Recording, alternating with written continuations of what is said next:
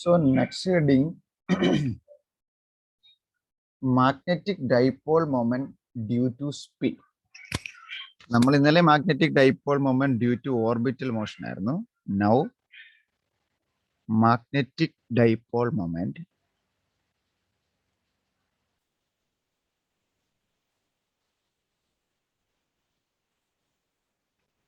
due to spin. അപ്പം ഒരു electron ശരിക്കും പറഞ്ഞാൽ എന്നാ പറ്റുന്നേ, അതിൻ്റെ തന്നെ ഒരു ആക്സിസിൽ നിന്നുകൊണ്ട് റൊട്ടേറ്റ് ചെയ്യുക അല്ലേ. ഇതിന് ഓർബിറ്റൽ മോഷന്റെ സമയത്ത് തന്നെ ദ ഇലക്ട്രോൺസ് അല്ലെങ്കിൽ the electron spinning about its own axis. Spinning about its own axis. അതിൻ്റെ സ്വന്തമായ ആക്സിസിൽ നിന്നുകൊണ്ട് ആ ഇലക്ട്രോൺ സ്വന്തമായി തന്നെ റൊട്ടേറ്റ് ചെയ്യും. സോ ദിസ് റൊട്ടേഷൻ, ഈ ആക്സിസിൽ നിന്നുകൊണ്ട്, ഇതാണ് ആക്സിസിലെങ്കിൽ അതിനകത്ത് ഇലക്ട്രോൺ നിന്നുകൊണ്ട് റൊട്ടേറ്റ് ചെയ്യുന്നത് മൂലം this electron is act as a tiny magnet or tiny magnet. ഒരു ചെറിയ മാഗ്നറ്റ് ആയിട്ട് ഈ ഇലക്ട്രോൺ ആക്ട് ചെയ്യും. This electron act as a tiny magnet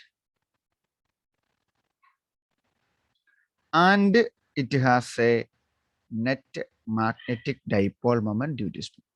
അങ്ങനെ അതൊരു മാഗ്നറ്റ് ആയിട്ട് ആക്ട് ചെയ്യുവാണെങ്കിൽ അതിന് ഒരു മാഗ്നറ്റിക് ഡൈപോൾ മൊമെന്റ് കിട്ടും. ഇത്രയേ ഉള്ളൂ ശരിക്കും സ്പിന്ന് മൂലം പറയാൻ. And it has a magnetic dipole moment. It has a magnetic dipole moment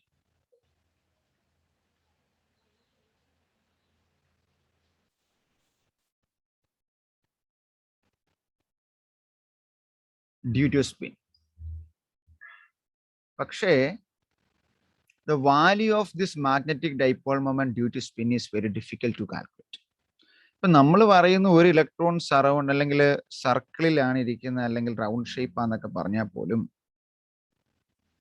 ഇതിന്റെ വാല്യൂ കാൽക്കുലേറ്റ് ചെയ്യുക എന്ന് പറയുന്നത് ഭയങ്കര ഡിഫിക്കൽട്ടാണ്. കാരണം എന്താ വെച്ചാൽ ആക്ച്വലി ഇതിന്റെ ഷേപ്പ് എന്ന് പറയണല്ലേ സ്പിയർ ഷേപ്പിലാണ് ചാർജ് ഡിസ്ട്രിബ്യൂട്ട്. ഇതിൽ ഒരു നെഗറ്റീവ് ചാർജിന്റെ ക്ലൗഡ് എന്നേ പറയാൻ പറ്റൂല ഇലക്ട്രോൺ. നമ്മൾ ഈ വരയ്ക്കുമ്പം ഒരു ഇലക്ട്രോൺ ഇങ്ങനെയൊക്കെ വരയ്ക്കുമെങ്കിലും ഒരു നെഗറ്റീവ് ചാർജുകളുടെ ഒരു ക്ലൗഡ്, അതായത് ശരിക്കും it is difficult to find out the magnetic dipole moment. It is difficult to find out.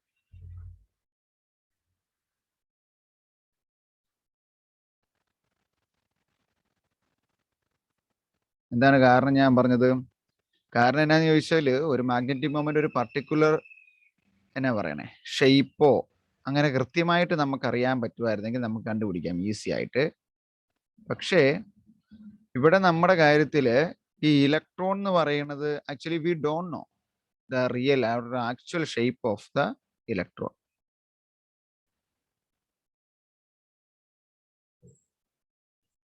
ഈ ഇലക്ട്രോണിന്റെ ആക്ച്വൽ ഷേപ്പ് കൃത്യമായിട്ടല്ലേ സ്പിയർ ആണ് സ്പെറിക്കൽ ആണെന്ന് നമുക്ക് അറിയാൻ പറ്റില്ല.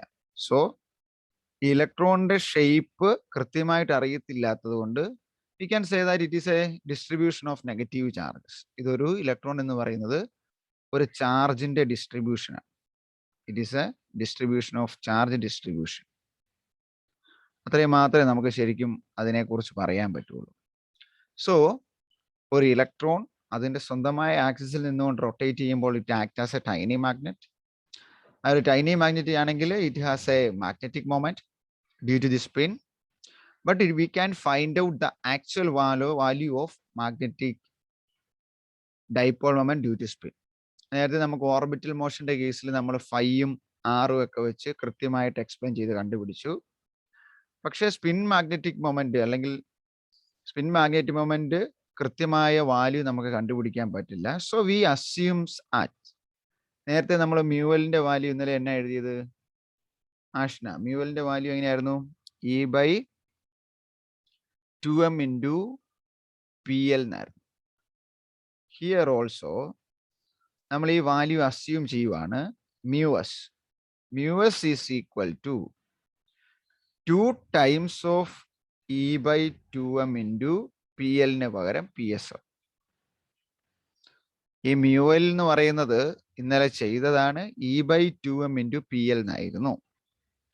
ഇവിടെ നമ്മൾ മ്യൂസിനെ അസ്യൂം ചെയ്യുന്നത് 2 times of E/2m into PS. അങ്ങനെയെങ്കിൽ ഇവിടെ PSന്റെ വാല്യൂ, PS എന്ന് പറഞ്ഞാൽ സ്പിൻ മൊമെന്റ്, PSന്റെ വാല്യൂ എന്ന് പറയുന്നത് SH കട്ടാണ്. സോ ആ വാല്യൂ ഇതിനകത്തോട്ട് സബ്സ്റ്റിറ്റ്യൂട്ട് ചെയ്താൽ എങ്ങനെ ഇരിക്കും? We obtain it as 2 into E/2m into SH cut. ശരിയല്ലേ? ഇവിടെ നമുക്കൊരു രണ്ടും ക്യാൻസൽ ചെയ്യാം. അപ്പൊ അതെങ്ങനെയാകും? E/m into SH cut. ഇനി എസിന്റെ വാല്യൂ എത്രയാണ്? സ്പിന്നിന്റെ വാല്യൂ എപ്പോഴും പ്ലസ് ഓർ മൈനസ് 1/2 എന്ന്. അത് നമുക്ക് 1/2 എന്ന് സബ്സ്റ്റിറ്റ്യൂട്ട് ചെയ്ത് കഴിഞ്ഞാൽ that is equal to E/2m into H കട്ടുന്നാവും. ശരിയല്ലേ? നോക്കിയേ, E/2m into H cut. That is the magnetic moment of an electron due to spin.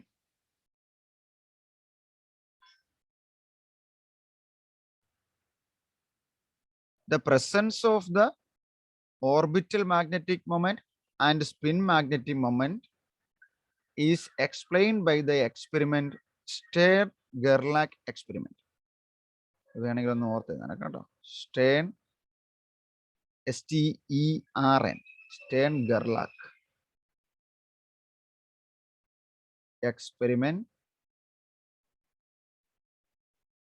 proved the existence of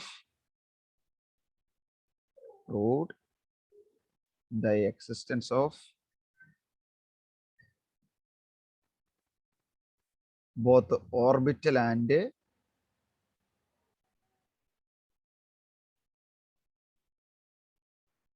spin magnetic moment.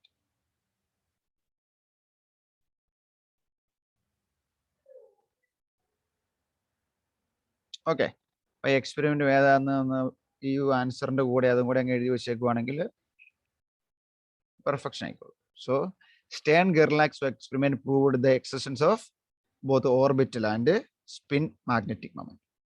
ഇനി സ്പിൻ ഓർബിറ്റ് കപ്ലിംഗ്. അപ്പൊ നമ്മള് ഒരു electron ഒരു elliptical പാത്തിലൂടെ move ചെയ്യാന്ന് പറഞ്ഞു. ഇപ്പോൾ ഓർബിറ്റൽ മോഷൻ മൂലം ഒരു ആംഗുലാർ മൊമെന്റം ഉണ്ട്, അല്ലെങ്കിൽ ഒരു മാഗ്നറ്റിക് മൊമെന്റ് ഉണ്ടാകുന്നെന്ന് പറഞ്ഞു. അതുപോലെ സ്പിൻ മൂലവും ഒരു മാഗ്നറ്റിക് മൊമെന്റ് ഉണ്ടാകുന്നെന്ന് പറഞ്ഞു.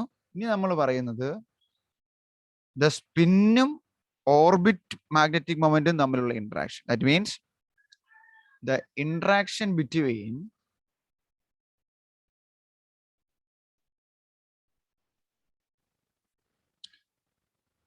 the electrons spin magnetic moment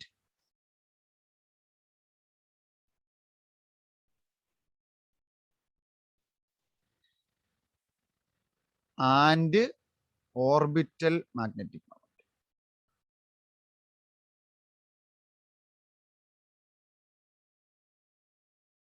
ആ ഇന്ററാക്ഷനെയാണ് നമ്മൾ സ്പിൻ ഓർബിറ്റ് കപ്ലിംഗ് എന്ന് വിളിക്കുന്നത്. അതായത് സ്പിൻ മൂലം ഒരു മാഗ്നറ്റിക് മൂവ്മെന്റ് ഉണ്ട്, ഓർബിറ്റൽ മൂലം ഒരു മാഗ്നറ്റിക് മൂവ്മെന്റ് ഉണ്ട്. അത് തമ്മിലുള്ള ഇന്ററാക്ഷൻ, അത് തമ്മിലുള്ള കൺസിഡറേഷൻ, അതായത് സ്പിന്നിങ് മൂലവും ഓർബിറ്റൽ മോഷനും മൂലവും മാഗ്നറ്റിക് മൊമെന്റിന് ഉണ്ടാകുന്ന വേരിയേഷൻ, അതിനെയാണ് നമ്മൾ സ്പിൻ ഓർബിറ്റ് കപ്ലിംഗ് എന്ന് വിളിക്കുന്നത്. ഇനി ഏതൊരു ആറ്റത്തിന്റെ നമ്മളിപ്പോൾ പറയല്ലേ, നമ്മള് ഇപ്പം ലൈമൻ ബാൽമർ സീരീസിൽ നമ്മൾ H-alpha H-beta അങ്ങനെ ഇത് പറഞ്ഞ പോലെ ഈ സ്പിൻ ഓർബിറ്റ് കപ്ലിംഗ് മൂലമാണ് we can explain by using spin orbital coupling we can explain the fine structure or the splitting of spectral line explain ചെയ്യാൻ പറ്റും. അതാണ് ഈ സ്പിൻ ഓർബിറ്റ് കപ്ലിങ്ങിന്റെ അഡ്വാൻറ്റേജ്. നമ്മൾ ഏതൊക്കെയാ ലെവലിൽ അങ്ങനെയൊന്നും പഠിക്കുന്നില്ല. But it can be used, or the spin orbit coupling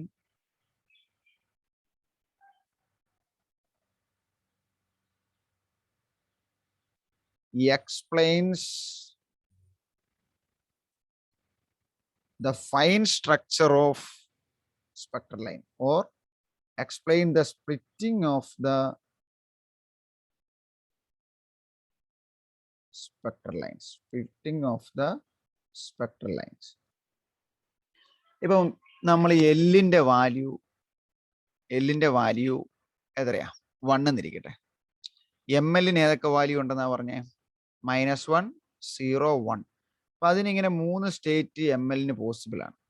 അപ്പൊ ഇങ്ങനെയുള്ള ഫൈൻ സ്ട്രക്ചർ, ഇതിപ്പോ ഒരു എക്സാമ്പിൾ ആയിട്ട് ഞാൻ പറഞ്ഞാണ്, ഇങ്ങനെ പല സ്റ്റേറ്റുകൾ സാധ്യമാകുന്ന ഫൈൻ സ്ട്രക്ചറുകൾ എക്സ്പ്ലെയിൻ ചെയ്യാൻ ഈ സ്പിൻ ഓർബിറ്റ് കപ്ലിങ്ങിന് പറ്റും. പക്ഷെ ഇവിടെ നമ്മൾ അസ്യൂം ചെയ്യുന്ന കേസ് എന്നാന്ന് ചോദിച്ചാൽ, ഇപ്പം നമ്മൾ പറയുന്ന പോലെ നമ്മുടെ ന്യൂക്ലിയസ് ഇവിടെ ഇരിക്കുകയാണ്. ഇസഡ് ആറ്റോമിക് നമ്പർ ആണ്, Z into charge of the proton. So plus Z എന്ന് എഴുതാം. ഓക്കെ, അപ്പൊ പ്ലസ് ഇസഡ് ആണ് ഒരു ന്യൂക്ലിയസിന്റെ ചാർജ്. അതിന് ചുറ്റും ഒരു ഓർബിറ്റ് ഉണ്ട്. ആ ഓർബിറ്റിലൂടെ ഒരു ഇലക്ട്രോൺ മൂവ് ചെയ്യാണെന്നിരിക്കട്ടെ.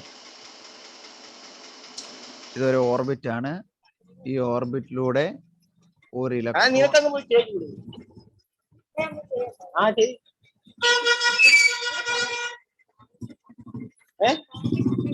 അവിടെ അക്ഷയ ചെയ്യണമെന്നില്ല, അവിടെ ചെയ്താലും മതി.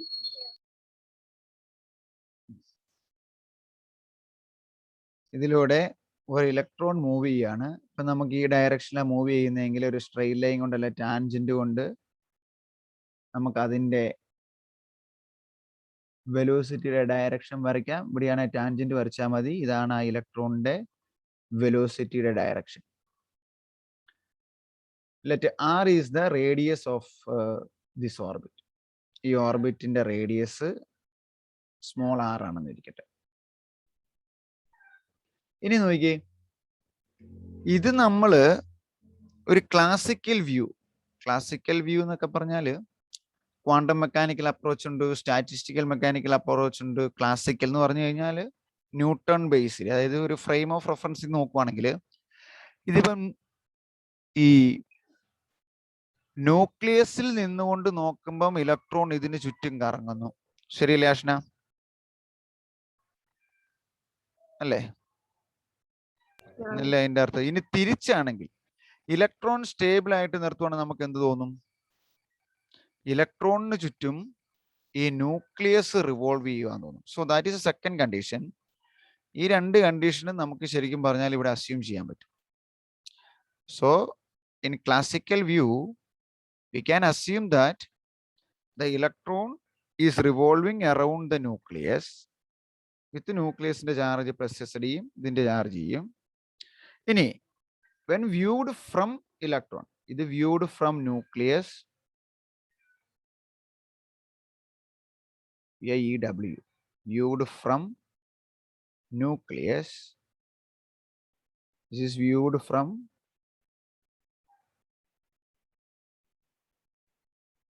ഇലക്ട്രോൺ.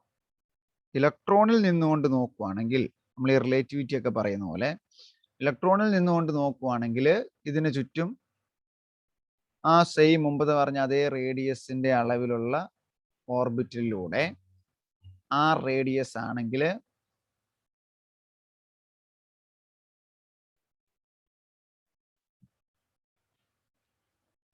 ഇതതിന്റെ ഇലക്ട്രോൺ ആണ്. ഇവിടെ ന്യൂക്ലിയസ് അതിന് ചുറ്റും റിവോൾവ് ചെയ്യുന്നതായിട്ട് നമുക്ക് തോന്നും.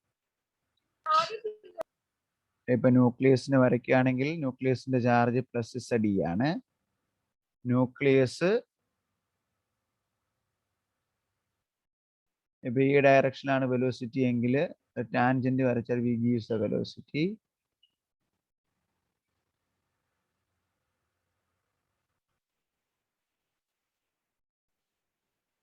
സോ ഒരു ന്യൂക്ലിയസ് ഇലക്ട്രോണിന് ചുറ്റും കറങ്ങുന്നതായിട്ട് വിത്ത് ദ ഫ്രെയിം ഇലക്ട്രോണിൽ നിന്നുകൊണ്ട് നോക്കുവാണെങ്കിൽ നമുക്ക് തോന്നും. ഇനി ഇങ്ങനെ ഇവിടെ നോക്കി, ഈ രണ്ട് ഇന്ററാക്ഷൻ നമുക്ക് ഒരേ സമയം കിട്ടുന്നതുകൊണ്ടാണ്. അതായത് ഇതൊരു ഓർബിറ്റൽ മോഷൻ ആണെന്ന് തോന്നുന്നു. ഇനി തിരിച്ചാണെങ്കിലോ ഇലക്ട്രോണിന് ചുറ്റും ന്യൂക്ലിയസ് കറങ്ങാൻ ആയിട്ട് തോന്നുന്നു. This closed motion of the nucleus around the electron produce a magnetic induction. അതാണ് നമുക്ക് കിട്ടുന്ന സ്പിൻ ഓർബിറ്റ് കപ്ലിങ്ങിന് കാരണം എന്ന് പറയുന്നത്. This closed motion of the in classical view എന്ന് പറയുന്നത് പറയണം കേട്ടോ. In classical view this closed motion of the nucleus എന്ന് എഴുതിയെന്നുള്ള around the electron gives the magnetic interaction or magnetic induction. So അവിടെ ഒരു മാഗ്നറ്റിക് ഇൻഡക്ഷൻ ഉണ്ടാകുന്നുണ്ടെങ്കിൽ ഒരു മാഗ്നറ്റിക് പൊട്ടൻഷ്യൽ എനർജി നമുക്ക് കിട്ടും.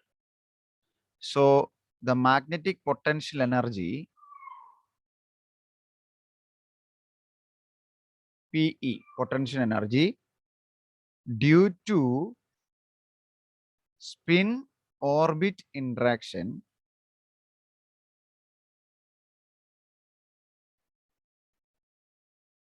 is represented by delta E energy. Delta E equal to minus mu dot B. നോക്കിയേ, ഇത് നമ്മൾ എടുക്കുന്നത് ശരിക്കും ഈ സെക്കൻഡ് കേസിൽ നിന്നുണ്ട്. അതായത് ഇലക്ട്രോൺ ഈ സ്പിന്നിങ് ഫ്രം ദ സെന്റർ, അല്ലെ, ഇലക്ട്രോൺ നടുക്ക് നിന്ന് സ്പിൻ ചെയ്യുകയും ന്യൂക്ലിയസ് അതിന് ചുറ്റും കറയുകയും ചെയ്യുന്ന പോലെ അസ്യൂം ചെയ്താൽ ഒരു ക്ലോസ്ഡ് പാത്തിലൂടെ ന്യൂക്ലിയസ് കറങ്ങുന്ന ഇലക്ട്രോണിന് ചുറ്റും കറങ്ങുവാണെങ്കിൽ അവിടെ ഒരു മാഗ്നറ്റിക് ഇൻഡക്ഷൻ ഉണ്ടാവും. ആൻഡ് ഇതിനെ റെപ്രസെന്റ് ചെയ്യുന്ന ഡെൽറ്റ ഇ എസ് എന്നാണ് കേട്ടോ, ഡെൽറ്റ ഇ എസ്. അപ്പൊ ഇവിടെ മ്യൂഎസ് ഡോട്ട് ബി നേടും. ഇനി എ ഡോട്ട് ബിയുടെ ഇക്വേഷൻ എന്താണ്? A dot B is equal to A B cos theta. So that is equal to minus mu S into B into cos theta. ഇനി ഈ മ്യൂഎസ് ആണ് നമുക്കിവിടെ ഉണ്ടാകുന്ന മാഗ്നറ്റിക് മൊമെന്റ് എങ്കിൽ മ്യൂഎസ് കോസ് തീറ്റ എന്ന് പറഞ്ഞാൽ എന്നായിരിക്കും? ഇവിടെ ഏതായിരിക്കും? തീറ്റ എന്ന് പറയുന്നത് ഏതൊക്കെ തമ്മിലുള്ള ആംഗിളാണ്? Theta is the angle between mu S and B. ശരിയല്ലേ? മ്യൂഎസും ബിയും ഇങ്ങനെ നിൽക്കുവാണെങ്കിൽ അതിനിടയ്ക്കുള്ള ആംഗിളാണ് തീറ്റ. അപ്പം അതിന്റെ കോസ് കമ്പോണന്റ് എന്ന് പറഞ്ഞു കഴിഞ്ഞാൽ cos theta, cos 91, cos 90 0, cos 0 ആണ് 1. അപ്പം മ്യൂഎസ് കോസ് തീറ്റ എന്ന് പറയുന്നത് 1 ആണെങ്കിൽ തീറ്റയുടെ വാല്യൂ 0 ആകണം. അതായത് മ്യൂഎസും ബിയും പാരലാകുന്ന കേസ് അല്ലേ? തീറ്റ 0 ആകുന്നതെന്ന് പറയുമ്പോൾ തീറ്റ 0 ആകുമ്പോഴേ ഇതിന് വാല്യൂ ഉള്ളൂ. And theta equal to 0, then µs cos theta is the component of µs with B, where B and µs are parallel. അത് മനസ്സിലായോ റാഷ്ന? പറഞ്ഞത് A dot B is equal to AB cos theta ആണെങ്കിൽ cos theta ഇത് തീറ്റ 90 ആയാൽ എത്രയായി പോവും? Cos ആയതുകൊണ്ട് 0 ആയി പോവും. അപ്പം കോസ് 0 ആകുമ്പോഴേ ഇതിന് വാല്യൂ മാക്സിമം വാല്യൂ 1 കിട്ടുള്ളൂ. കോസ് 0 എന്ന് പറഞ്ഞ ആംഗിൾ എത്രയാണ്? 0. അതായത് ബിയും മ്യൂഎസും പാരലായിരിക്കും. ഇനി നമ്മൾ പറയുവാണ് if that is lies in Z direction and it lies in Z direction. Z ഡയറക്ഷനിലാണ് ഈ ബിയും മ്യൂസും ഇരിക്കുന്നതെങ്കിൽ we can write it as mu s cos theta. അതായത് അതിന്റെ Z കമ്പൗണ്ട് അല്ലേ, അതിനെ നമുക്ക് mu s Z എന്ന് എടുക്കാം. ഇതാണ് നമ്മുടെ ബോർ മാഗ്നറ്റോണിന്റെ വാല്യൂ എന്ന്. That is taken as equation number 2. ഇതിനെ ഇക്വേഷൻ നമ്പർ 2 എന്നും minus mu S B cos theta ഇതിനെ ഇക്വേഷൻ നമ്പർ 1 എന്നും എടുത്തു. എന്നെ എഴുതിയ മ്യൂ എസ് കോസ് തീറ്റ എന്ന് പറഞ്ഞത് അതിന്റെ Z കമ്പൗണ്ട് ആണ്. ഇനി നമ്മൾ ഇന്നലെ പറഞ്ഞ പോലെ ഒരെണ്ണത്തിന്റെ മാത്രം L1 ആയിട്ട് എടുത്തു കഴിയുമ്പോഴത്തേന് നമുക്ക് അതിന്റെ വാല്യൂ മ്യൂ ബി ബോർ മാഗ്നറ്റോണിന്റെ വാല്യൂ നമ്മൾ ഇന്നലെ ചെയ്ത് കണ്ടുപിടിച്ചാണ് 9 പോയിന്റ് സംതിങ് വാല്യൂ കണ്ടുപിടിച്ചാണ്. ബോർ മാഗ്നറ്റോണിന്റെ വാല്യൂ ആണെന്ന് പറയാം. 9.27 into 10⁻²4 എന്ന് പറയുന്ന വാല്യൂ ആണ്. എല്ലിന്റെ വാല്യൂ ഒക്കെ 1 ആയി കഴിഞ്ഞാൽ കേസ്. സോ ഇനി മ്യൂ ബി എന്ന് പറയുന്നതിന്റെ വാല്യൂ എത്രയാണ്? മ്യൂ ബി മ്യൂ എസ് എന്ന് പറയുന്ന ഈ h/2 നമ്മൾ മുമ്പ് എഴുതിയില്ലേ എന്ന് പറഞ്ഞ പോലെ മ്യൂ ബിയുടെ വാല്യൂ ഇന്നലെ എഴുതിയായിരുന്നു. Mu B is equal to EH/2m. ഇനി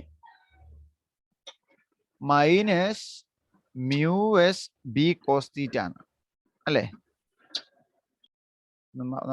ചെയ്ത് കാണിക്കാം. നമ്മൾ ഈ ഇക്വേഷൻ ഒന്നിങ് എടുക്കുവാണ്. ഇന്ന് ഇക്വേഷൻ ഒന്ന് എടുക്കുമ്പോൾ delta E S equal to minus mu S B cos theta എന്നാണ്. അതിനെ മ്യൂ എസ് കോസ് തീറ്റയ്ക്ക് പകരം നമുക്ക് എന്നാന്ന് എഴുതാം? മൈനസ് ബി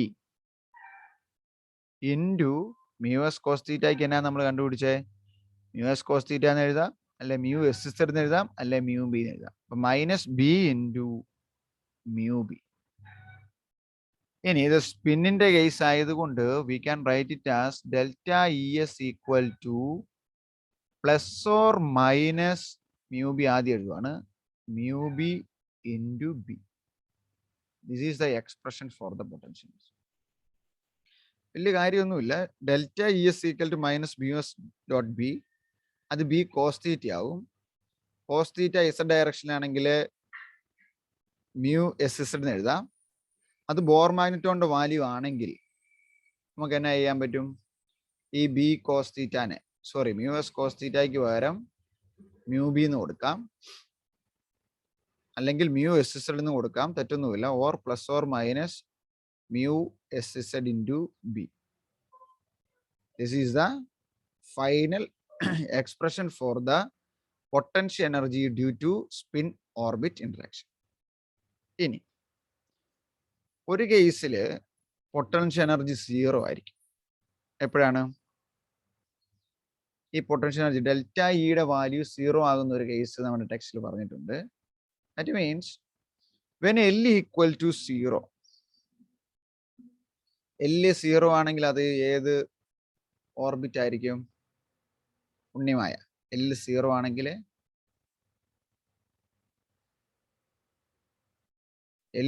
ആണെങ്കിൽ ഏതിലായിരിക്കും ആ ഇലക്ട്രോണിന്റെ ഡിസ്ട്രിബ്യൂഷൻ?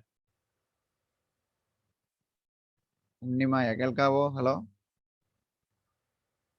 റാഷിന, ആഷ്ന. L 0 ആണെങ്കിൽ അത് S ഓർബിറ്റിലായിരിക്കും. L 0 ആണെങ്കിൽ ML വാല്യൂ ഉണ്ടോ? ഇല്ലല്ലേ. ML equal to minus L2 plus L 2L plus 1 values ആണ്. ഇപ്പൊ ML 0 ആകും. Or magnetic component, magnetic moment due to orbital coupling, magnetic moment due to orbital magnetic moment. ML 0 ആയി കഴിഞ്ഞാൽ ഈ delta ഇയുടെ value 0. So S ഓർബിറ്റിൽ എടുക്കുമ്പം അല്ലെങ്കിൽ L 0 ആകുന്ന കേസിൽ ഈ പൊട്ടൻഷ്യൽ എനർജിയുടെ വാല്യൂ 0 ആയിരിക്കും. That's A special case. പിന്നെ അങ്ങോട്ട് എല്ലാത്തിലും L 1 ആയി കഴിഞ്ഞാൽ ML ഉണ്ട്, 2 ആയാൽ എല്ലാം ML വാല്യൂ കിട്ടും.